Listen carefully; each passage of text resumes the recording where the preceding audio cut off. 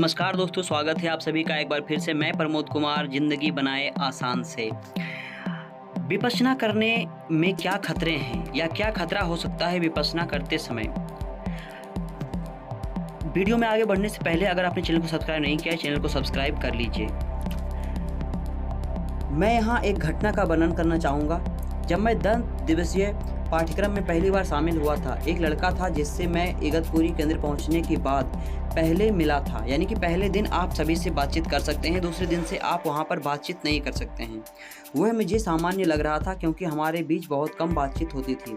तकनीकी रूप से आपका कोर्स उस रात से शुरू होता है, आप वहाँ जिस दिन पहुँचते हैं। चूँकि हमें पूरे पाठ्यक्रम के दौरान महान चुप्पी बनाए रखनी होती है, इसलिए मैंने उसके बाद इस व्यक्ति के साथ दोबारा बातचीत नहीं की। पहले 3 दिनों में हम बस अंतिम कार्य के लिए तैयार हो रहे हैं या तैयारी कर रहे हैं। चौथे दिन वे हमें वास्तविक विपश्यना तकनीक सिखाते हैं। हमें चौथे दिन तकनीक प्राप्त हुई और अगले दिन से इसका अभ्यास हमने शुरू कर दिया।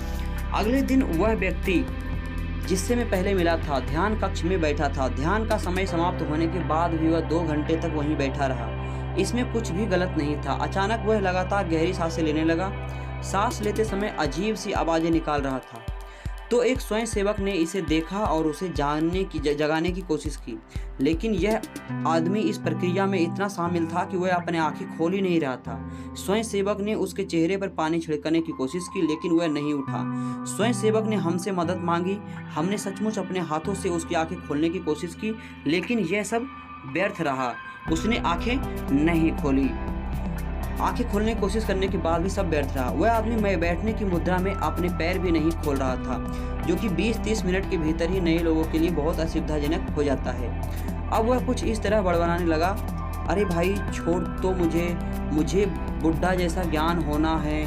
दोस्तों मुझे अकेला छोड़ दो, मैं बुद्ध की तरह प्रबुद्ध होना चाहता हूँ। उसने अभी जो कहा वह हास्यास्पद था, लेकिन उसकी स्थिति को देखकर नए लोगों के लिए यह और भी डरावना था।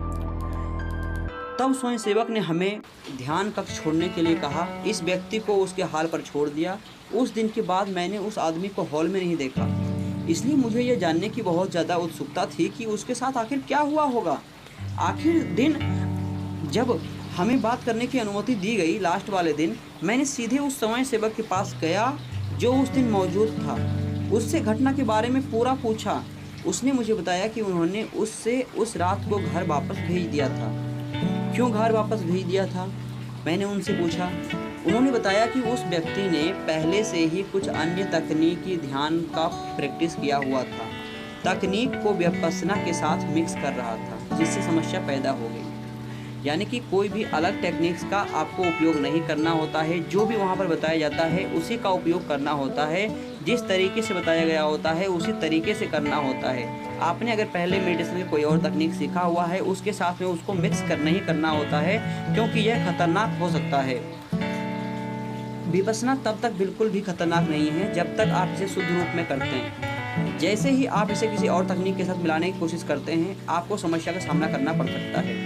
मैंने तब सिर्फ 4 पाठ्यक्रम पूरे कर लिए हैं, यानी कि 4 10 दिवसीय कोर्स, यानी कि 40 दिनों का कोर्स, 10-10 दिन का अलग अलग कोर्स मैंने कर लिए हैं। मैं केवल अपने लिए लाभ देख सकता हूँ, जो कि मेरे लिए बहुत ज़्यादा लाभदायक है। अंत तक आप सभी का वीडियो देखने के लिए बहुत बहुत धन्यवाद। अगर आपने चैनल को सब्सक्राइब नहीं किया, चैनल को सब्सक्राइब कर लीजिए और अपने दोस्तों तक इस वीडियो को पहुँचाइए।